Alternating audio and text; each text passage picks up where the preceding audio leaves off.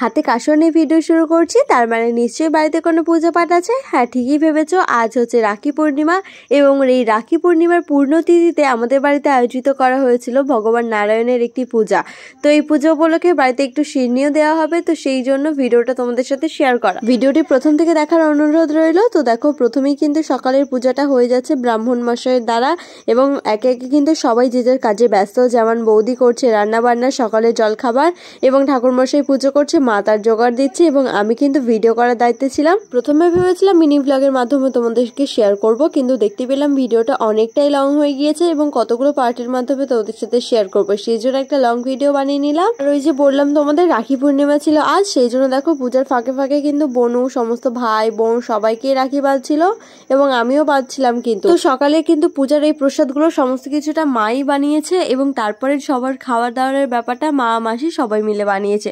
তো দেখো পূজা আমাদের অলমোস্ট কমপ্লিট হয়ে গিয়েছে, এবার হোম যজ্ঞের পালা, তো সেটারই আয়োজন করছি ঠাকুরমশাই। তো চলো তোমাদেরকে একবার দেখিয়ে দিই আমাদের ঘরের ভগবানদের, যাদের কৃপায় আজ আমরা সুস্থ, আমরা ভালোভাবে বাঁচতে পারছি এবং শুধু আমরাই না, তোমরাও সুস্থ আছো, তোমরাও ভালো আছো। ভালো আছো বলেই তো আজ আমার ভিডিওটা তোমরা দেখতে পাচ্ছ। তো সবসময় ভগবানের কাছে কৃতজ্ঞ থেকে ওনার দয়াতে আজকে সকালে সূর্যটা আমরা দেখতে পেলাম। তো যাই হোক, ভগবানের পূজা এরকম বাড়িতে মাঝে মধ্যেই হয়ে থাকে, তো তোমাদের সাথে সেটাই শেয়ার করলাম। আশা করছি ভিডিওটা তোমাদের ভালো লাগবে, ভিডিওটা পুরোটা দেখতে থেকো। পূজা শেষে যে হোমযজ্ঞ হওয়ার কথা সেটাই ঠাকুরমশাই রেডি করছিল এবং আমরা কিন্তু সবাই মিলে ঠাকুরমশাইকে ঘিরে প্রায় ওই হোমযজ্ঞটা দেখছিলাম এবং এই নারকেলটাও রেডি করছিল, যেটা হোমের শেষে আহুতি দেওয়া হয়। যদি ভুল কিছু করে থাকি তাহলে নিশ্চয়ই আমার ভুলটা শুধরে দিও। তো দেখো লাস্টে কিন্তু বাবা এসে চরণামৃত খেলো এবং আমার বাবা কিন্তু খুবই ক্যামেরা চাই, ক্যামেরার সামনে একদমই আসতে চায় না। তো যাই হোক, পূজার পরে কিন্তু আমরা সবাই শিরুনি প্রসাদটা খেয়ে নিয়েছি, যেটা এই পূজার মেন প্রসাদ বললেও চলে এবং সেটা সবারই প্রায় খুবই প্রিয় হয়। তো শ্রাবণ মাসের প্রতি শনিবারই আমাদের বাড়িতে এই শিরুনিটা হয়ে থাকে বড় বাবার পুজো উপলক্ষে এবং এটা খেতে কিন্তু আমার খুবই ভালো লাগে। তোমাদের কাদের কাদের ভালো লাগে সেটা কিন্তু অবশ্যই জানিও। সকালে পুজো উপলক্ষে খাওয়া দাওয়া সবারই প্রায় কমপ্লিট এবং রাতে যে হরিনামের আয়োজন করা হয়েছিল, তখন যে গেস্টরা আসবে তাদের জন্য খাবার দাবার তো আগে থেকে বানিয়ে রাখতে হবে, তো সেই তোড়জোড়ি কিন্তু শুরু হয়ে গিয়েছে অনেক বিকেল থেকে। তো বোনো দেখো সমস্ত পুচকে পাচকা বন্ধু বান্ধবদের নিয়ে বসে পড়েছে হরিনাম শোনার জন্য এবং তারই মাঝখানে কিন্তু আমার ভাই সবাইকে খুব সুন্দর একটি গান শোনাচ্ছিল, যেটা তোমাদের সাথে শেয়ার করলাম।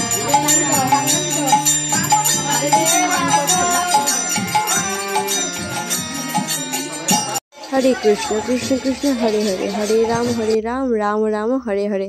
তো আমরা সবাই কিন্তু মনোযোগ দিয়ে হরিনাম শুনছিলাম, যেটা আমাদের সবারই করা প্রায় উচিত। আর কিছু লোক তো দেখো খাটের উপর বসেছিল, যেমন সোমা, বৌদি, কৃষ্ণা, আরো যারা সব এসছিল। তো সেই রাখি পূর্ণিমার দিনকার ভিডিও আজকে কেন তোমাদের সাথে শেয়ার করলাম সেটা তোমাদেরকে নিশ্চয়ই জানাবো। তো কারণটা হচ্ছে ভিডিওটা এডিটিং করা কমপ্লিট আমার হয়নি, তো অনেক কাজের মাঝখানে অনেক কাজের চাপে আমি কিন্তু সেই ভিডিওটা এডিট করতে পারিনি।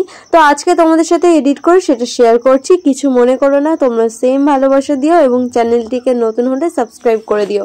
তো দেখো আমরা সবাই এখানে বাহু তুলে ভগবানের নাম জ্ঞান করছিলাম। এখানে মোটামুটি আমাদের সমস্ত কাছের মানুষরাই এসেছিল এই হরিনাম অনুষ্ঠানে যোগদান করার জন্য, যেমন বৌদি, বোন, দিদি, মামা, মামি থেকে শুরু করে অনেকেই, এবং এখানে কিন্তু অনেকেই নাচানাচি করছিল এবং অনেকে কাজে ব্যস্ত ছিল।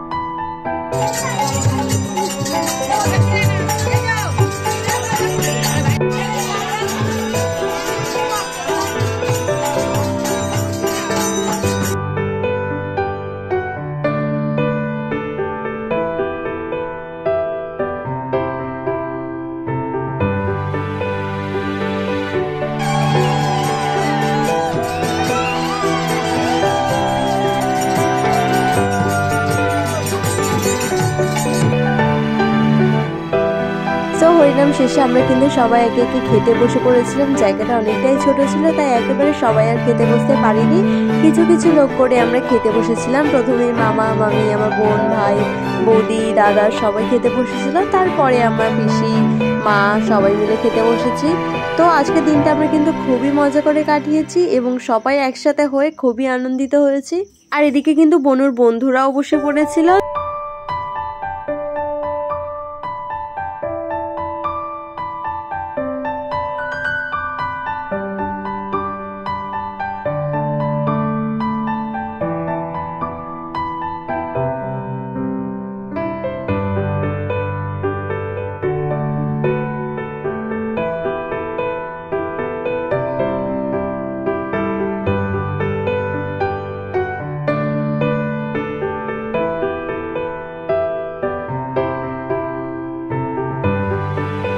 দেখো নিজেদের বাড়িতে পূজা মানে তো নিজের খাওয়া দাওয়া অনেকটাই লেট হয়ে যায়। তো দেখো সে একদম শেষ পাতে আমরা কিন্তু খাওয়া দাওয়াটা সেরেছিলাম এবং এতটাই ক্লান্ত হয়ে গিয়েছিলাম যে লাস্টে কোনো ক্লিপই নিতে পারিনি, সোজা একটা লস্যি খেয়ে ঘুমিয়ে পড়ি।